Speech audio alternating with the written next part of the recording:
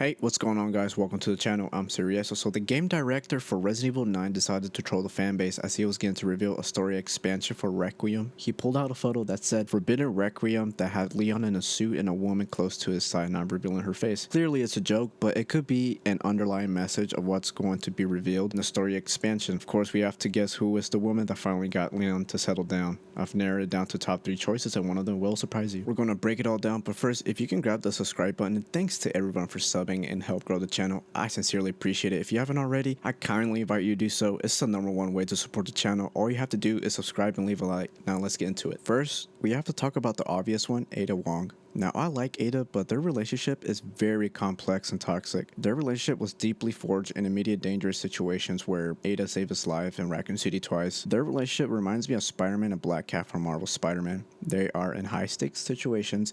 It's exciting when they work together, and their chemistry is off the charts, don't get me wrong. Ada has been there multiple times, saving Leon throughout video game titles and a single movie. Ada disobeys orders from Wesker to save Leon's life, but she hasn't left her spy life behind as she continues this lifestyle across games and a single movie. Just like Peter Parker and Felicia Harder, they're great together in the heat of the moment, but they're not compatible for real life. In Resident Evil 6, their love story is explored a little bit more. You can tell he is still attached to her, always chasing after her, but every time she appears, she's cold and she doesn't answer where she has been or what is she doing there in the first place until at the end. Also, Leon and Ada in Resident Evil Damnation talk about continuing where they left off that night, which to me it sounds like they didn't have an authentic day or something happened for both of them. I don't know, but movie's director teased they could have gone on a dinner or motel date night. In other words, their relationship was built upon love, loyalty, betrayal, mutual respect, interwoven with trauma and constant danger. I firmly believe that Ada will always have a secret mission working for someone in the dark, and Leon will question her mission and she'll manipulate him as she did previously the other times. I do like them together as a conventional relationship. It is a classic match between them. But is Ada actually wife material? Probably not. Next up is my personal favorite, Angela Miller from Resident Evil Dead Generation. In my opinion, it will actually be the most realistic option for Leon. She is honest and brave. They both had a natural connection that wasn't built upon lies or corporate espionage. In the movie, you can tell Leon had feelings for her and vice versa. The whole water tank kiss scene says it all, and yes, I'm breaking that up. To break down the scene for y'all, he grabbed her by the hand all the way to escape a countdown explosion. When they dived in the water, Leon could have shot the glass to escape quickly, but he didn't. He gave her air, which was really quick because the bubbles stopped after a few seconds and his cheeks deflated, indicating he was not giving her oxygen at that point. Also, if she were really drowning, she would have quickly pushed him away to get more oxygen, but she was relaxed, having her arm around his neck. She even opened her eyes and closed them again. That's a bit too relaxing for it to be immediate CPR situation if you ask me. Also, when he shot the glass, he had her real close to him and she could have floated on her own, by the way. If it really were just a regular CPR situation and not a kiss, then she wouldn't have asked him to die with her sometime again. It could have been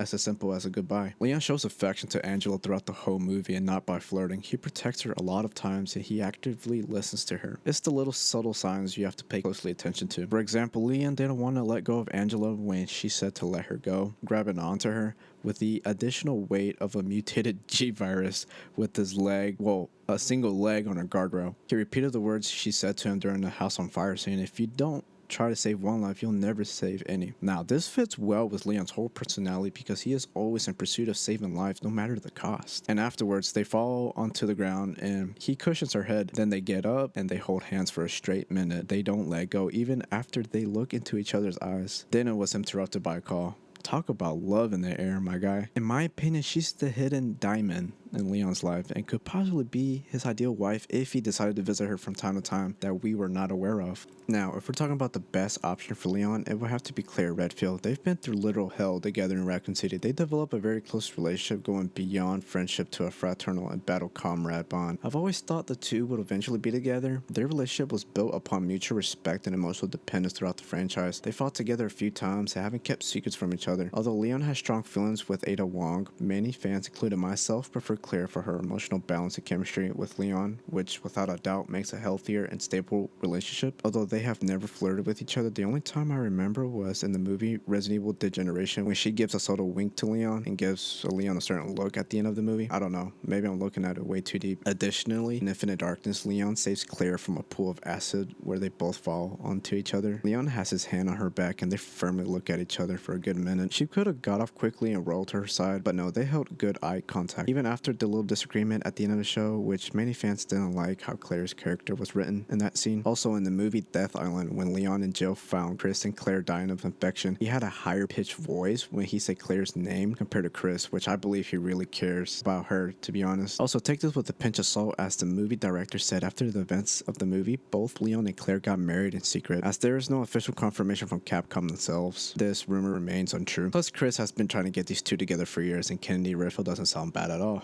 Okay, but in all seriousness, she's the indicated one, many pointing out that Leon's Requiem and his watch have identical wing symbols that she shares on her jacket. There's also a charm called Trusted Companion, which reflects on their entire relationship throughout the Resident Evil franchise. Claire is stable, she's a hero in her own right. She's the only one who could actually keep Leon grounded. Their relationship is one of the strongest, most beloved in the franchise, made from loyalty, respect, and deep emotional connection that transcends just a mere companionship. But what do you guys think? Is it Ada, Claire, or Angela, or someone else we don't know yet? You guys let me know all your thoughts down below about all this and your reaction to Leon being married. I'm all ears as always, and of course, if you liked today's video, hit the like button, and I'll see you guys in the next one. Peace.